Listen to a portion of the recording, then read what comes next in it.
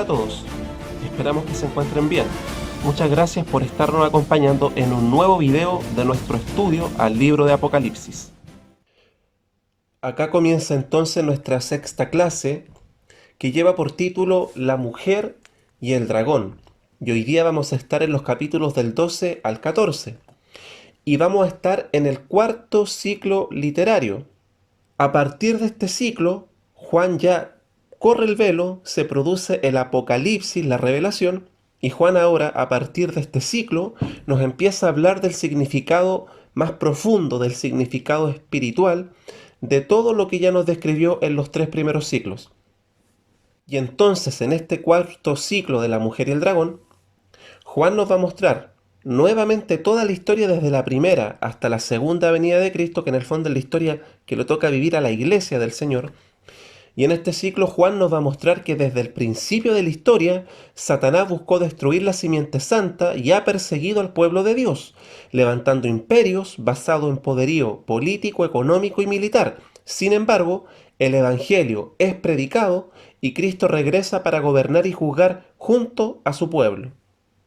¿Y cómo Juan nos muestra esta gran idea? En primer lugar, nos va a decir que Satanás desde la antigüedad persigue al pueblo de Dios con el fin de destruir la simiente de Cristo, pero no lo logra, ya que Cristo nace y vence sobre el pecado, la muerte y Satanás en su primera venida.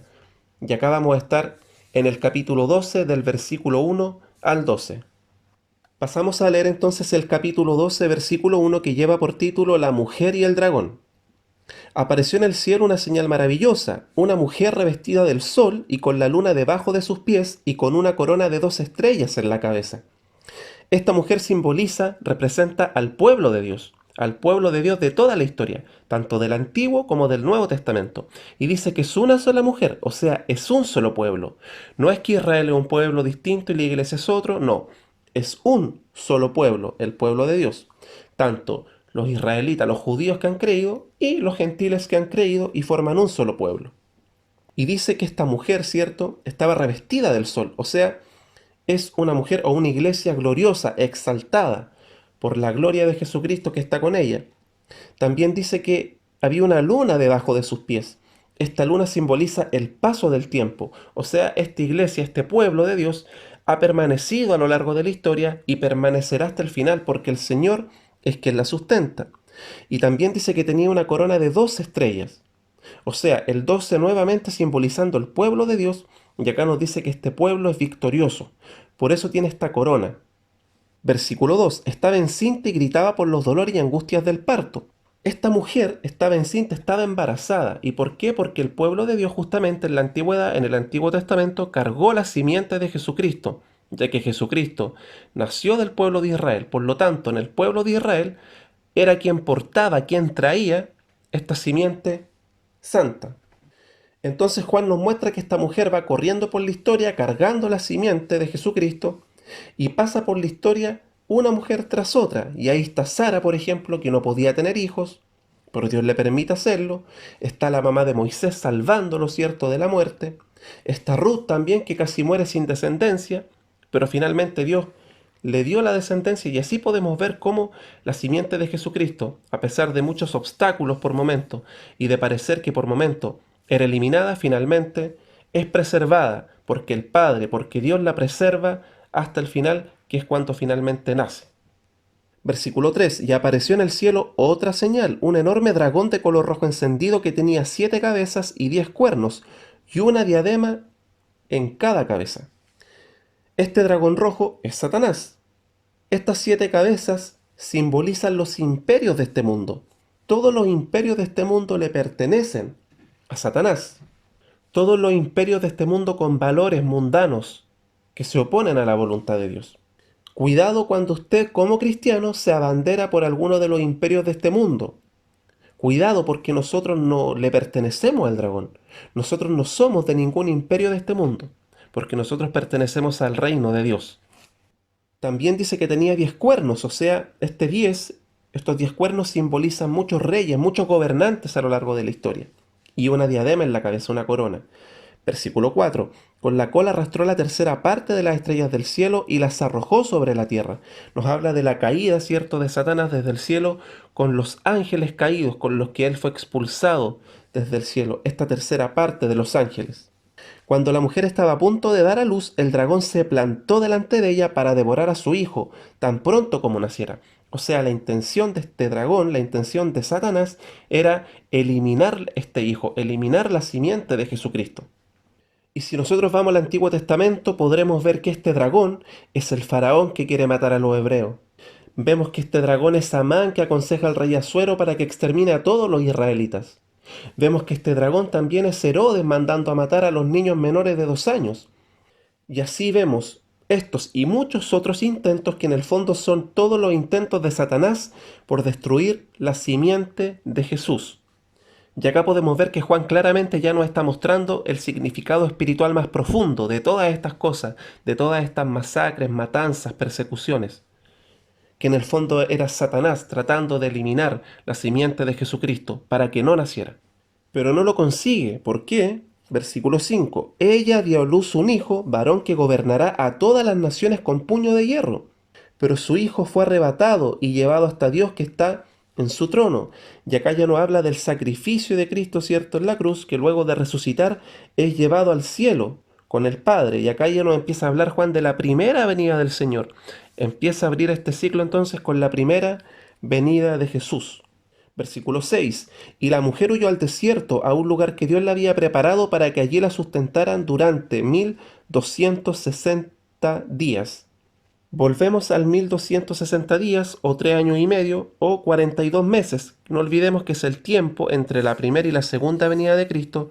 Este es el tiempo que representa a la iglesia viviendo en medio de dificultades y pruebas en este mundo, pero estamos entre la primera y la segunda venida del Señor. No se refiere a 3 años y medio literales, son simbólicos. Así que estos 1260 días es el tiempo que vive la iglesia en donde debe dar testimonio. Y también es el tiempo en el cual los poderosos de este mundo se oponen a Dios. Versículo 7. Se desató entonces una guerra en el cielo. Miguel y sus ángeles combatieron al dragón. Este y sus ángeles, a su vez, les hicieron frente, pero no pudieron vencer y ya no hubo lugar para ellos en el cielo.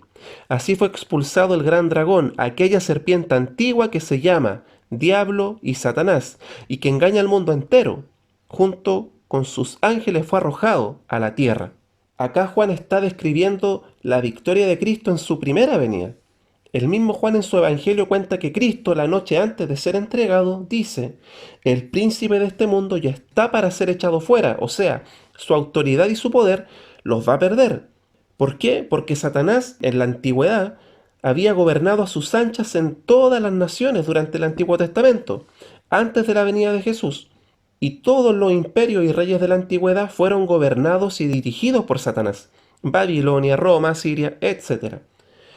Pero donde Satanás siempre tuvo problemas para entrar fue en Israel, porque ellos eran el pueblo de Dios y conocían la ley. Eran medios desobedientes, sí, pero conocían la ley. Así que Satanás siempre tuvo problemas para entrar ahí. Pero en el resto de las naciones, él hizo y deshizo, él dominaba. Pero después de la primera venida de Jesús, su victoria en la cruz y su resurrección, dándole además autoridad a la iglesia para predicar a todas las naciones, Satanás perdió su autoridad sobre todas estas naciones. Y ya no puede hacer lo que quiera en todo el mundo, porque el evangelio del Señor está avanzando por todo el mundo. Versículo 10. Luego oí en el cielo un gran clamor. Han llegado ya la salvación y el poder y el reino de nuestro Dios. O sea, el reino de Dios ya comenzó con la primera venida de Jesucristo. El reino de Dios ya está entre nosotros. Ha llegado ya la autoridad de su Cristo, porque ha sido expulsado el acusador de nuestros hermanos, el que los acusaba día y noche delante de nuestro Dios. Ellos lo han vencido por medio de la sangre del Cordero y por el mensaje del cual dieron testimonio.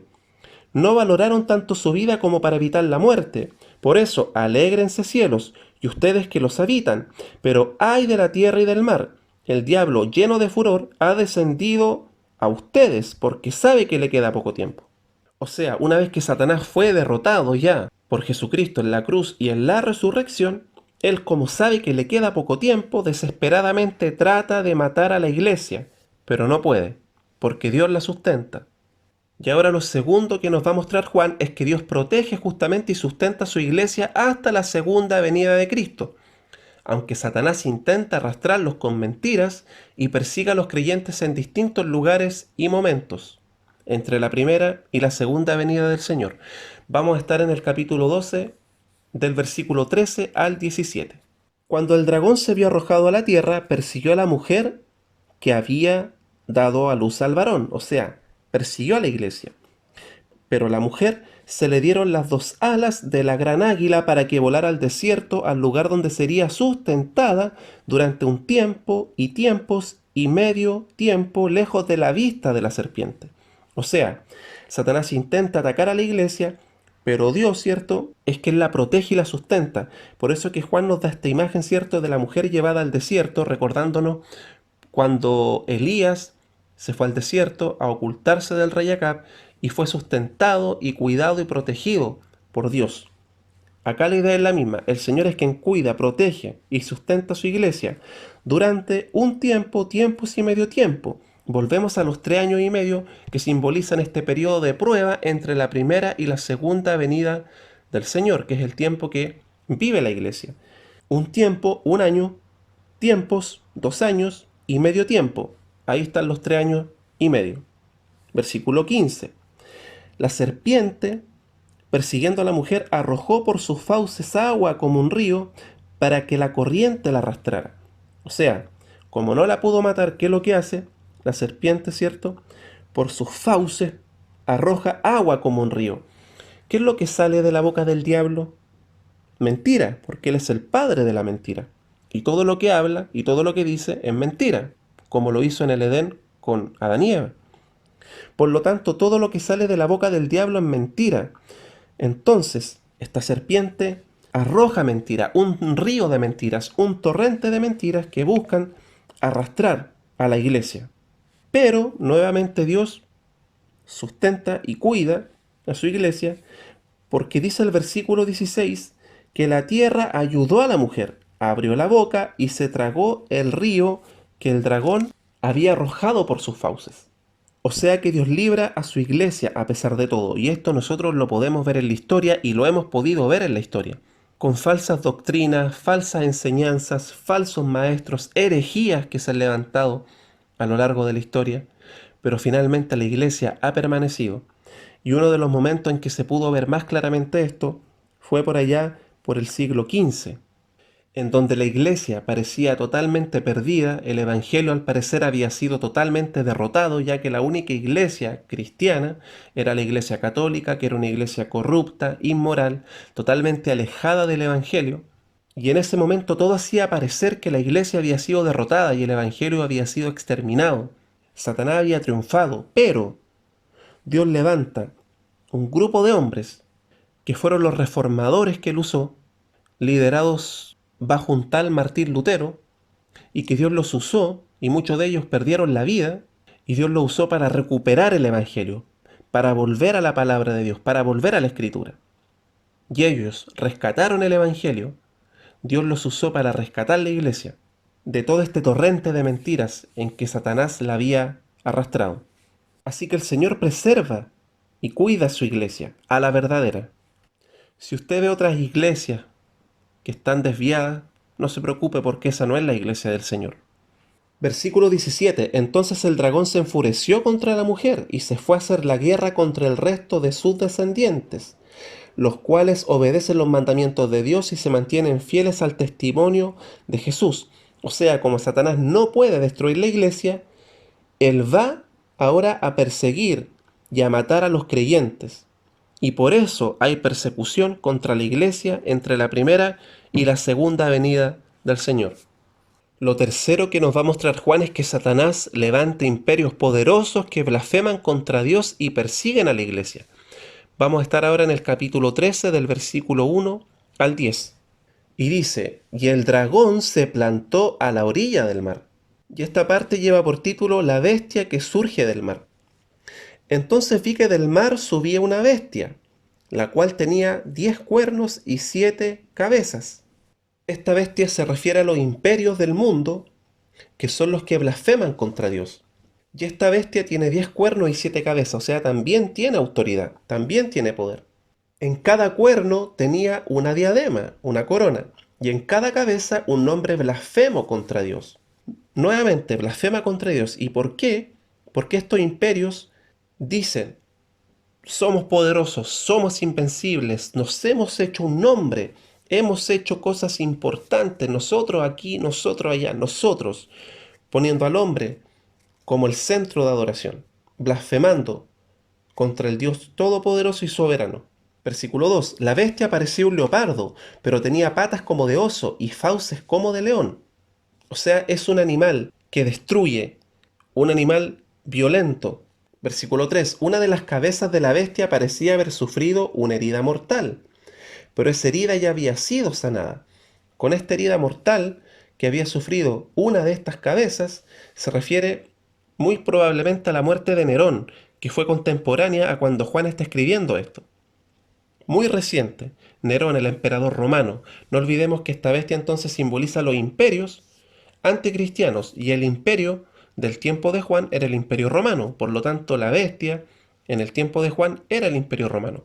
Y esta cabeza que había sido herida de muerte fue la muerte de Nerón, pero había sido sanado, o sea, ya había sido reemplazado por otro emperador.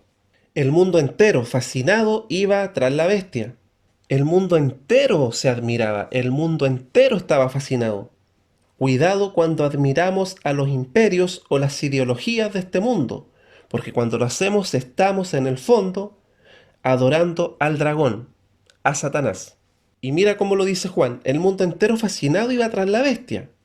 Y también, ¿cierto?, adoraba al dragón.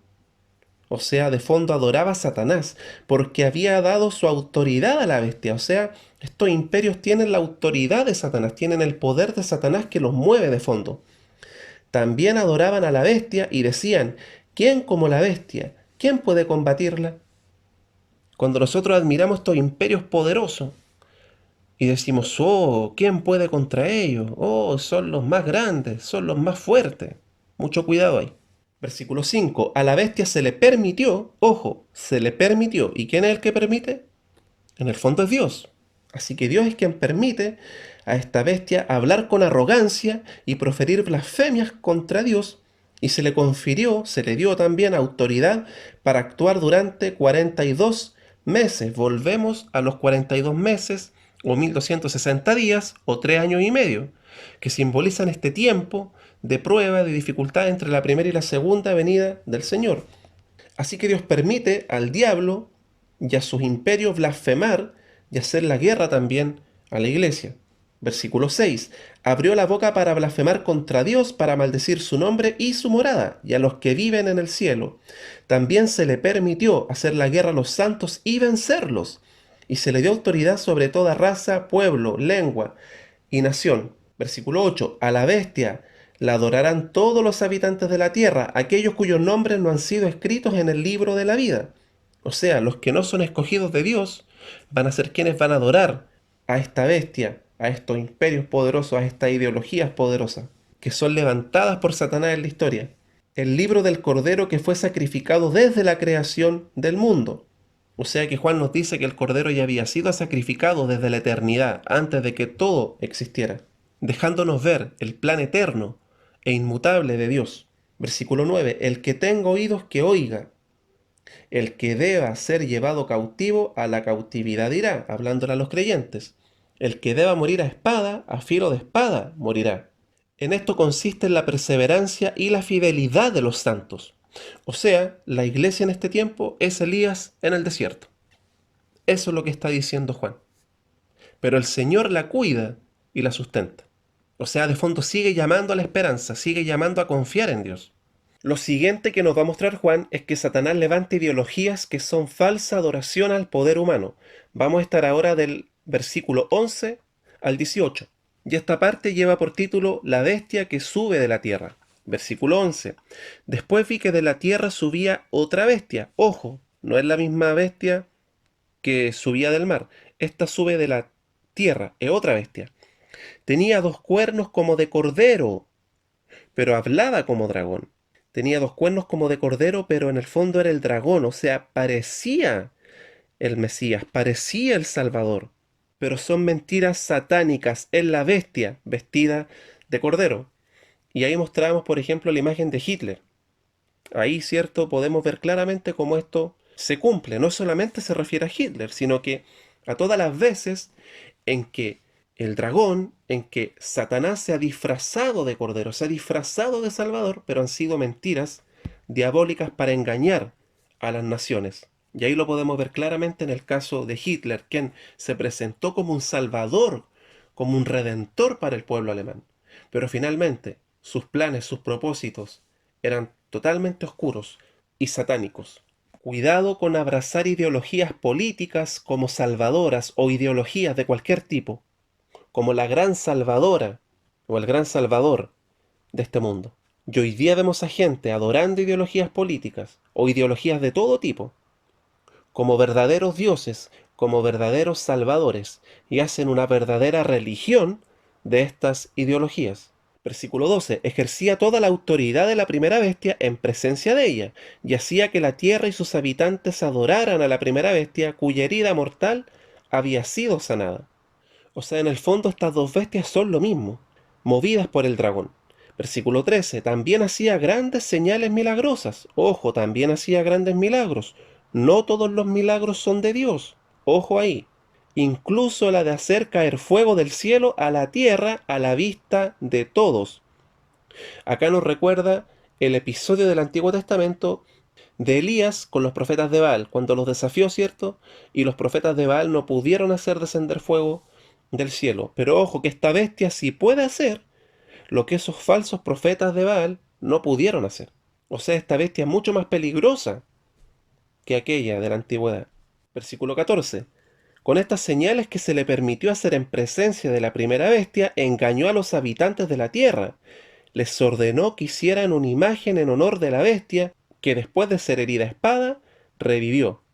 Adoración a la bestia. Eso es lo que Juan está diciendo. Entonces esta segunda bestia comienza a hablar, ¿cierto?, sobre lo genial, lo poderosa que era esta primera bestia. O sea, al final la bestia al servicio de la bestia. Imperios al servicio de imperio humano, movidos por los poderes de Satanás, para engañar a los habitantes de la tierra. Comparando estas dos bestias, entonces podemos concluir que la primera es un monstruo de horror, que inspira miedo, mientras que la segunda no parece peligrosa, parece inofensiva, y por eso justamente es que es temible. Entonces la primera bestia representa la mano de Satanás y la segunda representa su mente. Esta primera bestia, la mano de Satanás, simboliza los imperios y gobiernos, y su mente simboliza la falsa religión y las filosofías de este mundo. Y estas dos bestias trabajan en colaboración, y esto lo podemos ver, por ejemplo, en la muerte de Jesucristo, en donde el Sanedrín, la religión judía, conspiró con Pilato, el representante del imperio, para crucificar, para asesinar al Mesías.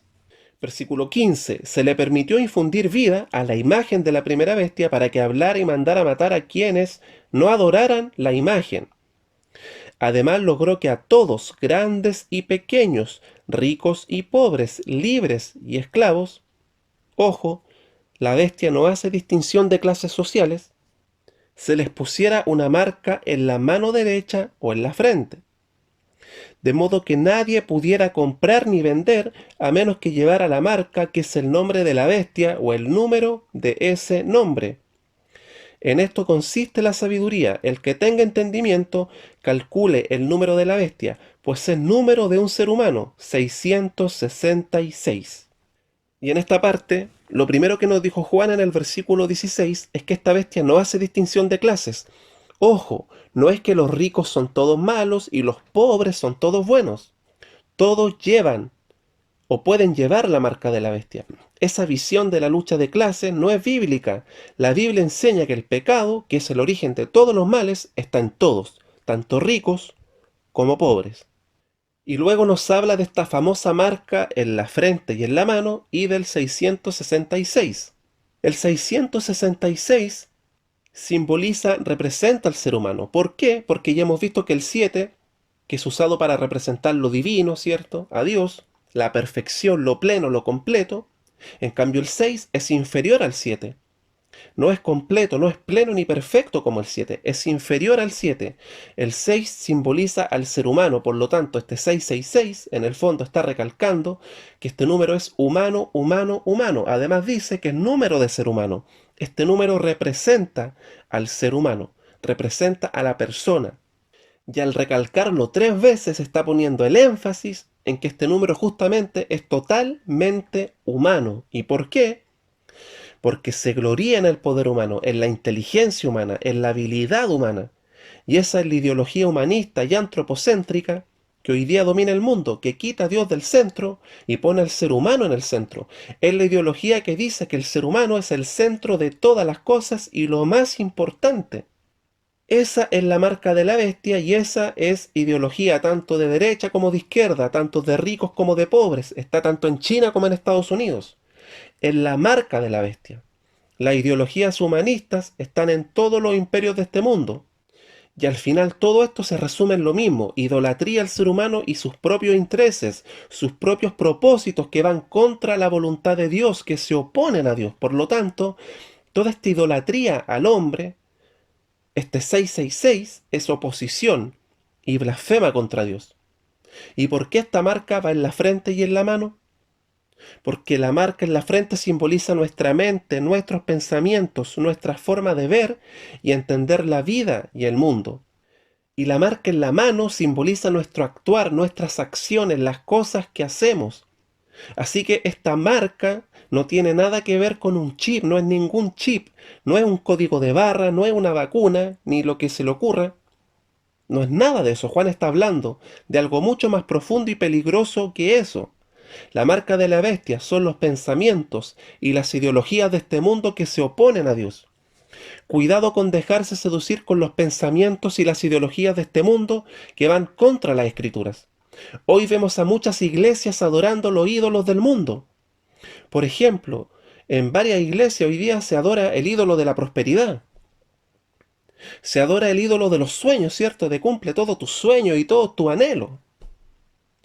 Se adora el ídolo del éxito, y así infinidad de ídolos que se adoran en la iglesia, que en el fondo son palabras del dragón, torrente de mentiras de Satanás. Cuando nosotros abrazamos las ideologías de este mundo que son contrarias a la fe cristiana, estamos adorando a la bestia y estamos dejando marcarnos nuestra mente, nuestros pensamientos y nuestra mano, nuestro actuar, como la bestia quiere. Otro Dios muy fuerte hoy día también, en este mundo, es la economía y el mercado, al extremo de que controla la vida de las personas. Por eso Juan dice que los que no estaban marcados no podían ni comprar ni vender. O sea, no participaban activamente en este mundo, en este mercado, en este comercio. Así que la bestia la podemos ver por todos lados. Y todos los que la adoran y corren tras de ella y la desean, están marcados por ella. Están marcados por la bestia. Están marcados con el 666. Y ahora Juan nos va a mostrar que Cristo ya reina espiritualmente junto a su iglesia en la historia del mundo. Y por eso avanza la predicación del Evangelio, caen los imperios humanos y los hombres son advertidos acerca del juicio y la salvación. Y ahora vamos a estar en el capítulo 14 del versículo 1 al 13. Y esta parte lleva por título El Cordero y los 144.000, que ya explicamos quiénes eran estos 144.000 en el estudio anterior. Luego miré y apareció el Cordero, estaba de pie sobre el monte Sión. El monte Sión representa el lugar de la presencia del Señor, es la Jerusalén de Dios, en compañía de 144.000 personas que llevaban escrito en la frente el nombre del Cordero y de su Padre. O sea, este es el pueblo de Dios, los escogidos de Dios. Y mira el contraste que hace Juan entre los que están marcados por la bestia y los que están marcados con el nombre de Dios. Versículo 2. Oí un sonido que venía del cielo como el estruendo de una catarata y el retumbar de un gran trueno. El sonido se parecía al músico que tañe en sus arpas. Y cantaban un himno nuevo delante del trono y delante de los 4 seres vivientes y de los ancianos. Este es el himno nuevo, ¿cierto?, que mencionábamos, que habla de la salvación, porque nunca antes en el cielo se había cantado esta canción. Esta canción solamente la pueden cantar los salvados por el Señor, la iglesia. Por eso justamente nadie podía aprender aquel himno, aparte de los 144.000 que habían sido rescatados de la tierra, o sea, solamente los escogidos, los seres humanos que han sido salvados por Dios. Versículo 4. Estos se mantuvieron puros sin contaminarse con ritos sexuales. Acá se refiere a todo el tema de la idolatría, ¿cierto? Justamente lo que hablábamos recién. Son los que siguen al Cordero por donde quiera que va. O sea, son fieles al Cordero. Fueron rescatados como los primeros frutos de la humanidad para Dios y el Cordero. O sea, a pesar de que estas bestias, ¿cierto? Y el dragón habían perseguido al hijo y a la mujer, finalmente la iglesia reina y gobierna a través de la predicación del Evangelio. Versículo 5. No se encontró mentira alguna en su boca, pues son intachables. Y acá, ¿por qué? Porque lo que sale de la boca de la iglesia es la palabra de Dios. O sea, ellos fueron fieles al testimonio, siguieron predicando, anunciando a Jesucristo.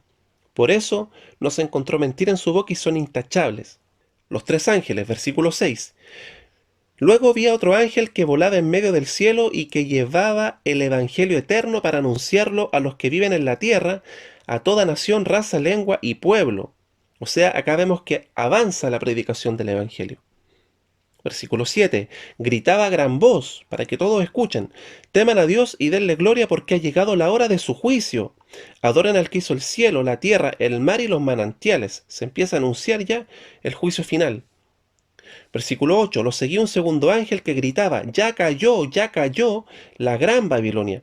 Y acá con Babilonia se representan a todos los imperios humanos, anticristianos que se oponen a Dios a lo largo de toda la historia, entre la primera y la segunda venida del Señor. Babilonia representa todos estos imperios. Y dice que ya cayó, o sea, ya lo da como un hecho. Y acá hay otro detalle interesante, porque si nosotros vemos la historia, vemos que se levanta un imperio, cae, es reemplazado por otro. Luego ese imperio cae y viene otro. Y así en la historia suben y caen imperios, suben y caen imperios. Pero la iglesia ha permanecido a lo largo de la historia, porque Dios es quien está con ella y quien la preserva hasta el final. Ya cayó la gran Babilonia, la que hizo que todas las naciones bebieran el excitante vino de su adulterio. O sea, todos estos imperios poderosos, todos estos dioses falsos, poderosos que engatusaron, que engañaron al mundo. Versículo 9. Los seguía un tercer ángel que clamaba a grandes voces: si alguien adora a la bestia y a su imagen, y se deja poner en la frente o en la mano la marca de la bestia, beberá también el vino del furor de Dios que está en la copa de su ira, puro, no diluido. O sea, un vino puro, o sea, una ira sin misericordia. Ojo, esta marca, insistimos, no se refiere a un chip, a una vacuna, a un tatuaje, no se refiere a eso, se refiere a que nosotros abracemos falsas ideologías o adoremos falsos dioses. Será atormentado con fuego y azufre en presencia de los santos ángeles y del Cordero. El humo de ese tormento sube por los siglos de los siglos, o sea, es eterno. No habrá descanso ni de día ni de noche para el que adora a la bestia y a su imagen, ni para quien se deje poner la marca de su nombre. O sea, los hombres son advertidos sobre el juicio. La humanidad es advertida sobre este juicio terrible y este juicio será eterno. Versículo 12. En esto consiste la perseverancia de los santos, los cuales obedecen los mandamientos de Dios y se mantienen fieles a Jesús. Entonces oí una voz del cielo que decía: escribe, dichosos los que de ahora en adelante mueren en el Señor. Sí, dice el Espíritu Santo, ¿cierto? Ellos descansarán de sus fatigosas tareas, pues sus obras los acompañan. Así como los hombres, por una parte, la humanidad es advertida sobre el juicio, ahora cierto, quienes adoran al Cordero, el pueblo de Dios es advertido, pero sobre la salvación. Y ahí tenemos el doble mensaje del Evangelio, que es de salvación para algunos y de condenación para otros. Finalmente, Juan nos dice que al final llegará el juicio definitivo contra los enemigos de Cristo sobre toda la tierra. Versículo 14 al 20. La cosecha de la tierra. Miré y apareció una nube blanca, y acá ya nos empieza a hablar de la segunda venida del Señor. Miré y apareció una nube blanca sobre la cual estaba sentado alguien semejante al Hijo del Hombre. En la cabeza tenía una corona de oro, o sea, total autoridad, real autoridad, y en la mano una hoz afilada. La hoz es una herramienta que se usa para cortar trigo y separar la paja del grano. Versículo 15. Entonces salió del templo otro ángel y le gritó al que estaba sentado en la nube: mete la hoz y recoge la cosecha, y es tiempo de segar, pues la cosecha de la tierra está madura. Esta orden viene del templo, o sea, viene del mismo Dios. Versículo 16. Así que el que estaba sentado sobre la nube pasó la hoz, y la tierra fue cegada. Versículo 17. Del templo que está en el cielo salió otro ángel que también llevaba una hoz afilada. Del altar salió otro ángel que tenía autoridad sobre el fuego y le gritó al que llevaba la hoz afilada: mete tu hoz y corta los racimos del viñedo de la tierra, porque sus uvas ya están maduras. El ángel pasó la hoz sobre la tierra, recogió las uvas y las echó en el gran lagar de la ira de Dios. Estas uvas son todos los enemigos de Cristo, todos los enemigos de la iglesia. Versículo 20. Las uvas fueron exprimidas fuera de la ciudad. En el Antiguo Testamento, cuando se condenaba a alguien, se hacía afuera de la ciudad. Y acá justamente son llevados afuera para su condenación final. Fuera de la ciudad. Y del lagar salió sangre, la cual llegó hasta los frenos, o sea, hasta el hocico de los caballos, hablando de mucha sangre. Llegó hasta los frenos de los caballos en una extensión de 300 kilómetros. En una extensión de 300 kilómetros. La versión Reina Valera dice 1600 estadios, y acá la NBI, en su intención, cierto, de traspasar esta medida a kilómetros, se perdió un detalle importante. Porque los 1600 estadios de los que habla la Reina Valera no son casualidad. El 1600 es el resultado, el 16 es el resultado de 4×4, y al agregarle el 1000 quiere decir muchos. O sea, de los 4 rincones de la tierra, muchas personas de los 4 rincones de la tierra, o sea, toda la tierra recibirá juicio, no habrá rincón de la tierra, no habrá persona que no reciba juicio. Y de esta forma entonces Juan termina este ciclo enfocándose en los enemigos de Dios y su juicio final, con la segunda venida del Señor. Nos contó toda la historia, por lo tanto, desde la primera venida del Señor hasta ahora, que se cierra con la segunda, y cerramos este cuarto ciclo del libro de Apocalipsis. Y en el video del día de hoy hemos estado entonces en el cuarto ciclo de la mujer y el dragón, en donde Juan nos muestra cómo Satanás desde la antigüedad intenta eliminar la simiente santa, y como no lo consigue, intenta eliminar la iglesia, pero tampoco lo consigue porque Dios es quien cuida y preserva a su iglesia y la lleva hasta el final. También hemos quitado algunos mitos alrededor de Apocalipsis, como por ejemplo la marca de la bestia, el 666, y esta marca en la frente y en la mano, que no tiene nada que ver con chip, con vacunas o con códigos de barra o tatuajes, como muchos han querido hacer pensar, sino que esto simboliza y representa el pensar y el actuar como la bestia quiere, contra la voluntad y contra los propósitos de Dios. Es la marca de la bestia que nos invita a embriagarnos con sus ideales, con sus ideologías, con su consumismo y todo lo que se opone al plan y al diseño de Dios. Muchas gracias por acompañarnos en este video, muchas gracias por estar compartiendo este material también. Eso sería todo por hoy y nos vemos en nuestro próximo video de Apocalipsis. Que se encuentren muy bien, bendiciones.